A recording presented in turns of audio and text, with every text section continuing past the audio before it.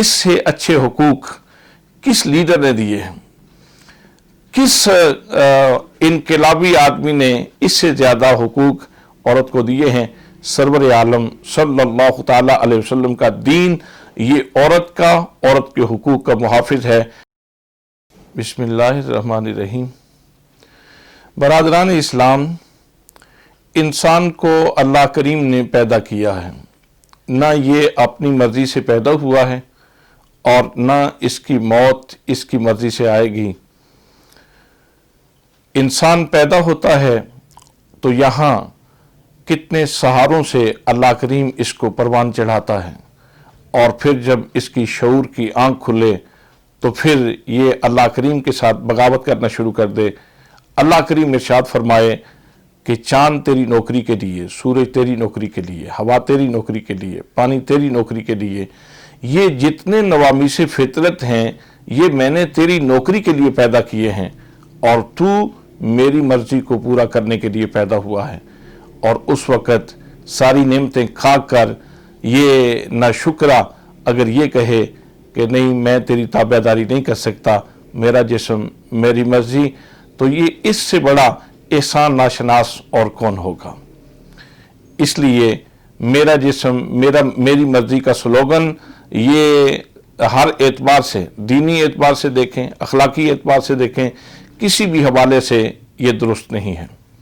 اور آج جو عورتوں کے حقوق کے حوالے سے یہ نعرہ لگایا جا رہا ہے، میں پوچھنا چاہتا ہوں کہ اسلام سے زیادہ عورت کو کس نے حقوق دیے ہیں؟ بچی پیدا ہوتی ہے تو اس کے سر کے اوپر صاحبان رحمت کی صورت میں والد موجود ہیں، وہ اس کو پروان چڑھاتا ہے، اور بیٹی جب کسی کے گھر میں آتی ہے تو پیغمبر اعظم صلی اللہ تعالی علیہ وسلم ارشاد فرماتے ہیں کہ یہ بیٹی نہیں بلکہ یہ تو جنت کی کنجی تیرے گھر میں آ گئی۔ اب اسلام کہتا ہے کہ یہ جنت کی کنجی ہے، اس کی پرورش کرو اور اس کے ہاتھ پیلے کر کے اس کو اپنے گھر میں پہنچاؤ، تو گویا تم نے بہت بڑی سعادت حاصل کر لی ہے۔ اور جب بیٹی اپنے پاؤں پہ کھڑے ہونے کے قابل ہوتی ہے تو پھر بھائی اس کے ساتھ موجود ہوتے ہیں جو ایک دیوار کی صورت میں اس کی حفاظت کرتے ہیں، اور پھر جب بچی جوان ہو جاتی ہے تو اس کو دھکا دے کر گھر سے نکال نہیں دیا جاتا کہ جاؤ جا کے تم اپنا کماؤ اور اپنا کھاؤ، بلکہ اس کو تحائف کے ساتھ، اس کو ہدایہ کے ساتھ، اس کو بڑی تکریم اور آنر کے ساتھ اس کی شادی کی جاتی ہے، اور اس کو ڈولی میں بٹھا کے بڑی تکریم کے ساتھ اگلے گھر پہنچایا جاتا ہے، اور اس کی ڈولی کے ساتھ خاوند کی صورت میں ایک غیور انسان جا رہا ہوتا ہے جو اس کی عزت کا پہرے دار ہوتا ہے۔ اور پھر جب وہ اپنے گھر میں پہنچتی ہے تو اس کو اللہ کریم اولاد سے نواز دیتا ہے، تو گویا اس کی گود کا ہرا ہونا اسی طرح ہے جیسے اللہ کریم نے اس کے قدموں میں جنت رکھ دی۔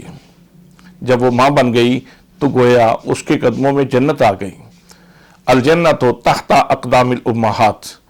اور جب اس کے سر میں چاندی آ جاتی ہے، بوڑھی ہو جاتی ہے، تو پھر اس کو دھکا دے کر اولڈ ہاؤسز میں نہیں پھینک دیا جاتا، بلکہ ساری اولاد اس کے سامنے بچھ جاتی ہے۔